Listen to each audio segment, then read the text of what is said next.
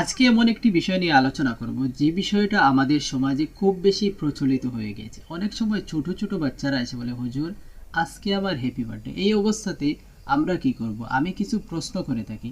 এই প্রশ্নগুলো আপনাদের সামনে তুলে ধরবো। এই প্রশ্নগুলোর উত্তর আপনারা নিজে খোঁজার চেষ্টা করবেন, চিন্তা করবেন এই প্রশ্নগুলোর উত্তর কি হতে পারে।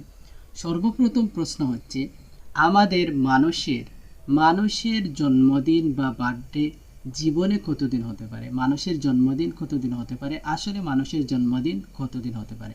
দ্বিতীয় প্রশ্ন হচ্ছে, মানুষের জীবনে যে মানুষের বয়স রয়েছে সেই বয়সটা বাড়ে না কমে? মানুষের বয়স প্লাস হয় না মাইনাস হয়?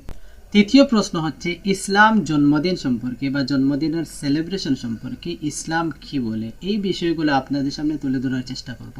প্রথম যে প্রশ্ন ছিল যে মানুষের জন্মদিন জীবনে কতদিন হতে পারে, এই বিষয়টা যখনই বার্থডে সম্পর্কে আলোচনা হয় তখন আমি এই বিষয়টা তুলে ধরি যে বলেন তো দেখি মানুষের জীবনে জন্মদিন কতদিন হতে পারে। আসলে অনেকে বলতে পারে না, মানুষের জীবনে জন্মদিন শুধুমাত্র একটা দিনই হতে পারে, যেদিন তার জন্ম হয়েছিল ওই দিনই ওই মানুষের জন্মদিন হয়।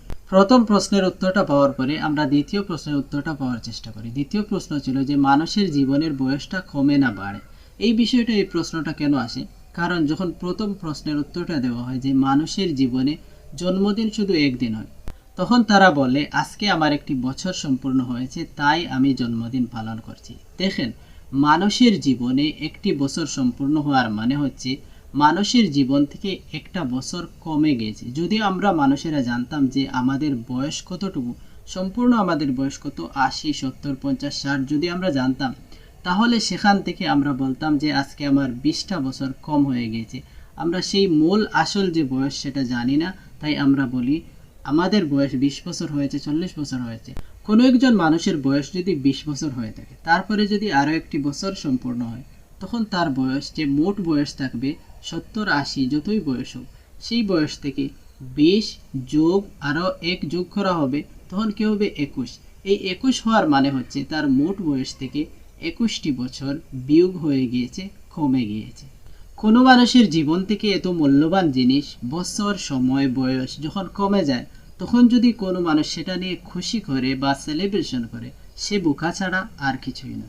এখন আমরা তৃতীয় প্রশ্নকে সামনে রেখে আলোচনা করি যে ইসলামের দৃষ্টিতে জন্মদিন পালন করা বা জন্মদিনের সেলিব্রেশন করা, এই বিষয়ে ইসলামের বিধান কি? দেখুন, জন্মদিন যে মানুষের আসল জন্মদিন রয়েছে সেই জন্মদিনের সাথে সম্পর্কিত করে ইসলামের একটি ইবাদত বা সুন্নত রয়েছে, যেটাকে আকিকা বলা হয়। ইসলামে অবশ্যই জন্মদিনের সাথে সম্পর্কিত ইবাদত বা সুন্নত বা আকিকা রয়েছে বা সেলিব্রেশন রয়েছে, কিন্তু সেটা আপনি করতে পারবেন না, কারণ আপনি তখন ছোট থাকবেন। আপনার জন্মদিনের সময় আপনার পরিবারের লোক অবশ্যই সেই আকিকাটা পালন করবে এবং সুন্নত পালন করবে এবং সবার সাথে সেলিব্রেশন করবে।